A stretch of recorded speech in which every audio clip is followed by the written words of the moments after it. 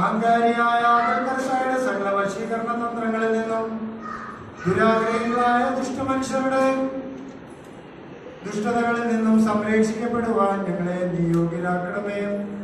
ഞങ്ങളെ പ്രതി അർക്കപ്പെട്ട യഥാർത്ഥ ഉടയനായ ഇടയനായ മിശിഹ, നിനക്ക് ഞങ്ങൾ സ്തുതി കരയേറ്റുന്നു. ആശോ Oh